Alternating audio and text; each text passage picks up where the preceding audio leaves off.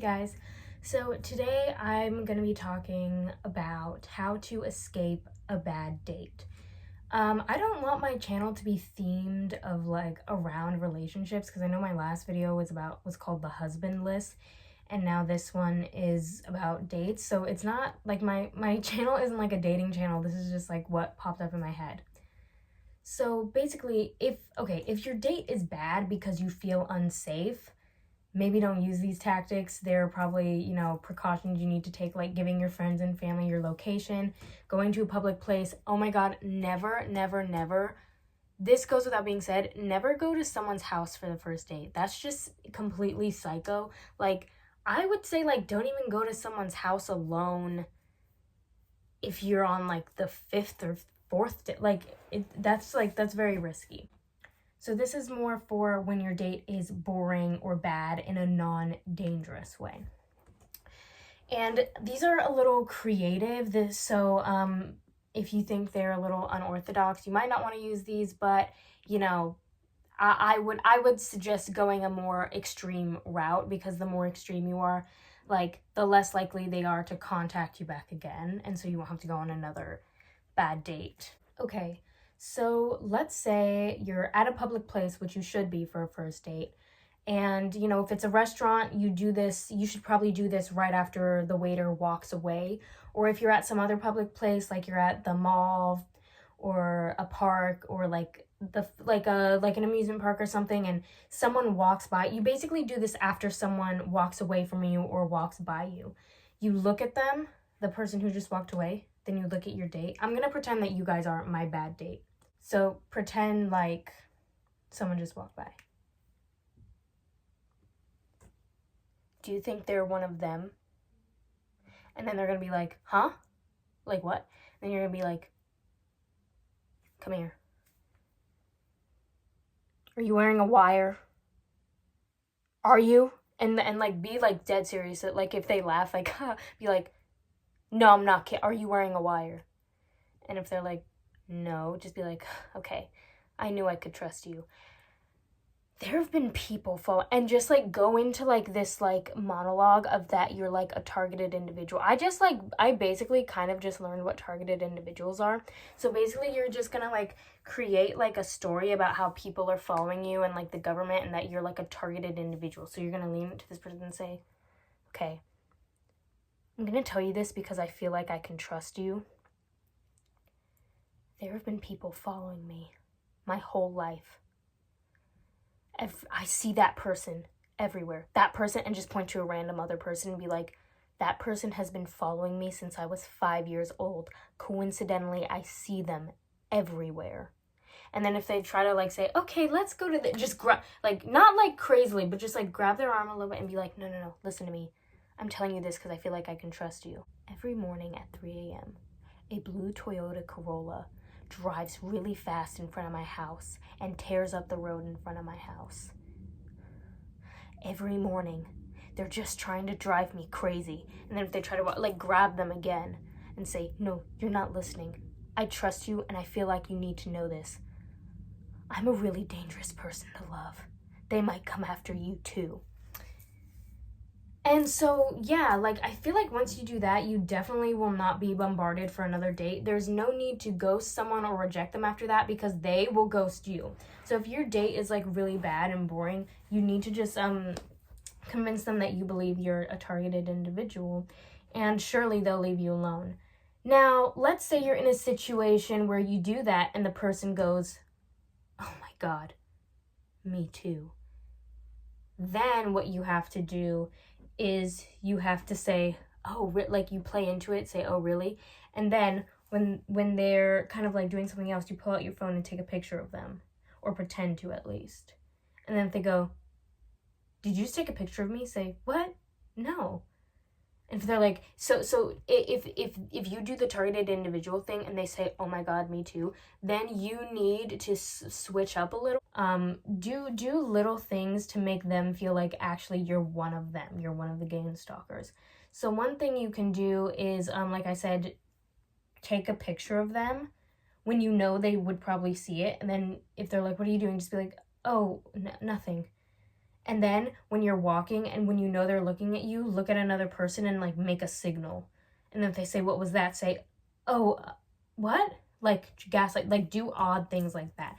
Like let's say you're at a restaurant and the waiter walks by again, look at them and go, like do some kind of like little signal.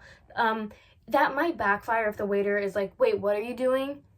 So maybe don't do that to a waiter. Maybe do that to someone afar. Like if you're at a restaurant and there's people sitting like diagonally from you, make it look like you're kind of like signaling to someone behind the bad date. So then they'll get like freaked out. But only do that if they respond in agreement to your targeted individual situation. You have to make it seem like you only said that to get their guard down. So, and then convince them or try to reinforce basically their mental illness and the fact that they think they're being targeted.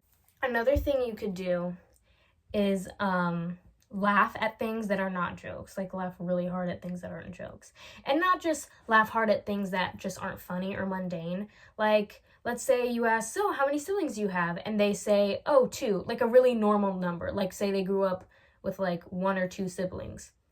Like, where'd you grow up? "Oh, actually, I grew up in Philadelphia." Oh, wow. And if they go, "Oh,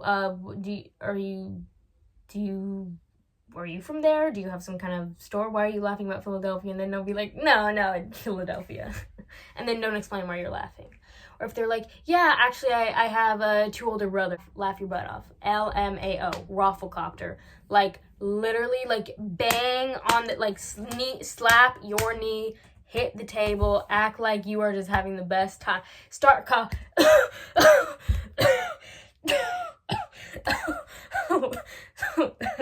2 older brothers? Like, it's not funny. It's not even like, oh, they're telling a bad joke and you're laughing to make them feel good. Literally laugh at things that are not funny. "Oh, what kind of iPhone do you have?" "Oh, yeah, I have a 13. Laugh. Just laugh. And if they ask, "Oh, what, is that not updated enough for you?" Be like, no, just iPhone 13. Like, just laugh at things that are not funny. The inverse of that could be to pretend to be scandalized at things that are totally mundane. Like, let's say that you're on a bad date with someone and they order, what's something like really normal? Like chicken Caesar salad. They're like, "Yeah, I'll just get the chicken Caesar salad." "Wait, sorry, what?" "Oh, I was just telling the waitress, I just want a chicken Caesar salad. That's it." "Oh, no, yeah, that's fine. Sure." Jesus Christ. And then if they try to like question or like find some kind of like any kind of reason why you're so scandalized and offended by that, like, "Oh, is it because are you vegan? Do you not want me to eat meat in front of you?" And be like, "No, I'm not vegan. I just," like, don't ever give an answer. Like anything, like, "What is that? Is there a problem? Is that what you were gonna order? You don't want to order the same thing as me?" Like, just be scandalized and offended by something that makes absolutely no sense for anyone to be offended by. So yeah, or, if it's not what they're ordering to eat, it could be, like, oh my god. If you ask them what they do and they say, "Oh, I'm a product manager for da-da-da," and be like, "Sorry, you're a product manager." They're like, "Yeah." Like the more mundane and inoffensive their job possibly could be. Oh, even better if they have some kind of like altruistic job, like they're a nurse or they are a teacher, like they're doing something that is not only neutral but actually like does something to help people. Be so offended by that. Like, "Oh yeah, actually I work for a nonprofit that helps kids who don't have enough food, and we work to like give them free lunches at school. We work to like create nutrition plans for people who live in food deserts." Be like, "Wow, okay, yeah, no, that sounds great. No, you sound like no, that sounds really fulfilling." Like, just be like, say things that like are true. Like instead of being like, "Wow, that sounds really fulfilling. You must be a good person. Like, it must feel good to give back." Be like, "Wow, it must feel good to give back to the starving children." like totally like make fun of them. Like, oh yeah, actually I work with children with learning disabilities, and I help them learn how to read and do math and do their homework. Oh wow, how nice of you. Jesus Christ. Like, be so offended. Another thing you could do is, let's say you're at a place where it's totally inappropriate to take off your shoes. Like, if your first date is, like, at the beach, this isn't gonna work because people take their shoes off at the beach. Or if it's, I don't know why this would be a first date, but if you go to a first date at, like, a trampoline park or something, then, it's appropriate to take off your shoes. But let's say you're, like, at a restaurant, or like, you're at, like, a mini golf course, just say, oh, hold on, and just, like, take off your shoes. Just take them off, shoes and socks, and just, like, toss them to the side. This is even better if you're at, like, the nicer a place you're at, like, the better this is. And if they say, what's going on? Just be like, oh, I just like the dogs to be free. And then, like, if they laugh or try to be like, huh, okay, if, like, the more they try to be okay with it, the more weird you have to get. So if they're, like, accepting the fact that you want to take your shoes off at a nice restaurant, honestly, maybe they're just really non-judgmental, but, like, you have to get weirder. So let's say, like, you taking the shoes and socks off doesn't work. Now you have to start putting your feet on them. This could backfire if they have a foot fetish. They could be like, okay, you're coming home with me. So use this one with caution. Use this one only if you distinctly don't get a foot fetish vibe. Another thing you could do is randomly make, like, a scary face at them and then don't mention it. So imagine they're talking to you, you just asked, oh, well, what did you major in? What's your major? And they're talking about, oh, well, yeah, I major in business administration because I want to.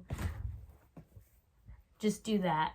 And then if they're like, what? Just be like, what? Business admin, yeah. What do you want to do with that? You just made a face. Oh, sorry, did I? I didn't realize. Sorry, go on. Okay, well, I mean, I wanted to, I've always wanted to run my own business. I was actually thinking a restaurant because I love to.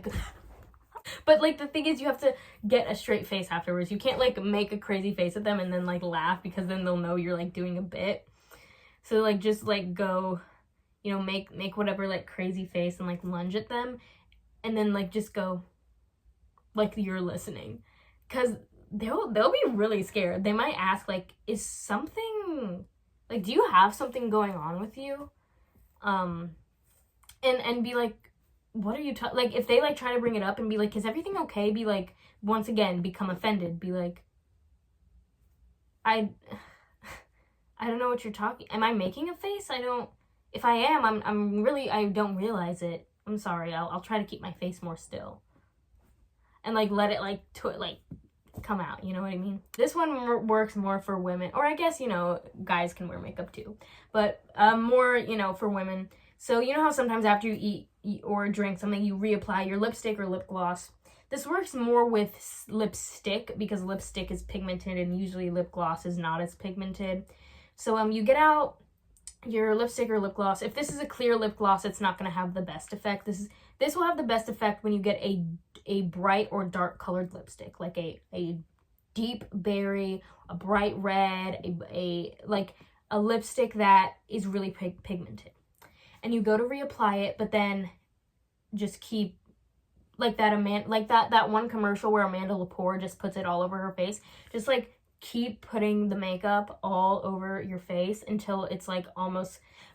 You might want to, like, go and get a cheaper lipstick for this if you don't want to, like, completely waste, like, a good lipstick.